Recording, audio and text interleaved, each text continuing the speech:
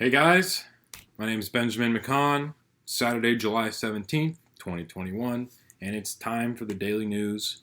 Guys, as always, in the description below, today's three articles are going to be there: one left wing, one middle, and one right wing. I just want to clarify that just because it's a right wing source, just because it's a left wing source, doesn't mean that there can't be fake news. Fake news comes from all sources. I try to weed out the fake news and try and bring you some real news. But if you want to use my sources, guys, just wherever you're getting it from, just know there's a million other sources, and you can't just take one as like canon. So let's get into it, guys, with our more left-wing MSM source. This is out of CNBC, and it is: funding for Biden's infrastructure plan is still up in the air ahead of crucial tests. Key points today on this article are: a bipartisan group of senators working on infrastructure will, spend this weekend trying to answer the same question that has vexed them from the start: how to pay for it. Experts say the current list of funding sources for $579 billion of new spending relies on questionable math. Senators are under pressure to agree with the final contents of the bill before a scheduled vote next week that could prove to be a litmus test for the whole plan. Okay, so they're trying to get through the $579 billion funding for highways, ports, and rail lines. And so far, the Republican end of Congress has refused. And they're trying to do $1.2 trillion bill. And, now Biden's spending plan is for $3.5 trillion, guys.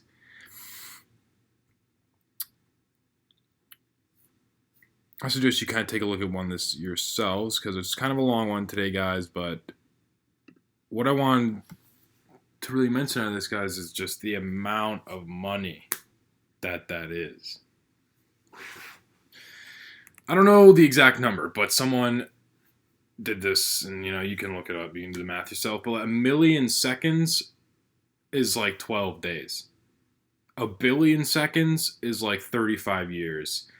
And 1,000,000,000,000 seconds is like 4,000 years. So think about how much money that is. Think about how much money $3.5 trillion is. Think about that. Think about how much money they want to spend for roads. Railways.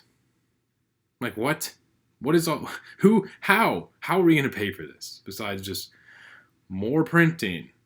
More monopoly money. Guys, this kind of spending from the federal government will turn our money into monopoly money. And as I have mentioned before on my channel, I'm a huge proponent of Bitcoin because that's something you can't just print more of. People say buy gold. I'm 100% no. I'm not buying gold or silver, guys. I'm not a financial advisor. I used to be fiduciary, but I was not into financial advice, and I'm not anymore. But I could tell you that they're trying to ramp up the space mining game, and if an asteroid comes by Earth, and hey, we're going to mine this asteroid, and we found 1 billion tons of gold on it, guess what? Gold's now worthless. So, guys, you shouldn't... I'm going to say this straight up. Don't use gold or precious metals to hedge, because something like that could happen really easily. So, guys, look out for this infrastructure plan. It's some New Deal-esque, kind of reminds you of the 1930s with FDR's plans that actually lengthened the Great Depression. So do I think it's a good idea? No, I don't. I'll be straight up. I don't think that the federal government really needs to be building infrastructure. That should be should find a way to privatize it, because we all know FedEx and UPS work a lot better than USPS. So they're trying to spend hundreds of billions, if not trillions of dollars of money we just have less and less of. If you're a U.S. citizen, you're a taxpayer, your liability is like $250,000 right now. So we're all collectively in debt hundreds of thousands of dollars because of this government spending. Stop the spending, guys. Stop the spending. I'm going to move to our right-wing article today. This is at InfoWars. And it is, Trump says General Milley should be court-martialed if he accused president of orchestrating a coup. Guys, President Trump excoriated, new word for me, guys, excoriated Chairman of Joint Chiefs of Staff General Mark Milley, calling for him to be court-martialed if he did in fact, accuse Trump of planning a coup. Guys, you can look at Trump's statement himself in this article. I encourage you to click in and look at it yourself, because whether or not you like Trump, whether or not you hate him, you should know what he's actually saying, because there's millions, tens of millions, hundreds of millions of people that listen to what he says. Guys, General Mark Milley is a Joint Chiefs of Staff. That means that he is one of the guys in control of the United States military, the most powerful force man has ever created. He went to Congress and said he wants to know what white rage is. He says, I'm white. I want to know what white rage is. Guys, that's like a social, cultural, college sophomore thing to be talking about. But this guy is supposed to be in charge of nukes and navies and armies and air forces. But that's what he cares about, is white rage. Something that, like, what is it? Guys, comment below. What is white rage? Is it any different than rage? Mad? Being mad? What does that mean? So, but what it broke down to was this: he was saying that he was worried that Trump would try and coup the government with the military around the election last year. And that's pretty bad to say. You got to remember, the president is in charge of the Joint Chiefs of Staff. It'd be like if you're a lieutenant in the Army and you're talking about how your captain is like trying to overthrow, that division of the Army. It's like you need to be investigated. You need to go in front of court and explain yourself. Right? This guy Mark Milley, who is he working for? I don't care who you are. I'm going to tell you straight right now. If your goal is to provide for the United States military and its defense, you should not be concerned with social cultural issues. You should be concerned with, how are our men going to be fit to fight? How are women going to be fit to fight? How do they feel about the weapons and tactics they're given? How do they feel about the people above them? How do our enemies look at us? You shouldn't be worrying about college talking points, Guys, I'm really coming at it today, aren't I? It must be fire inside me. Moving on, I'm going to finish up with our middle article. Guys, Associated Press. They're relatively middle. Like, once again, no source is perfect. So, it is headline today: a blaring siren for Democrats after ruling halts DACA. Guys, a federal judge declared the Deferred Action for Childhood Arrivals program illegal, barring the government for approving new applications, but leaving the program intact for existing applications. This was a ruling in favor of Texas, 8 other states that sued to halt DACA, which provides limited protections to about 650,000 people. Guys, that's like the population of like Montana.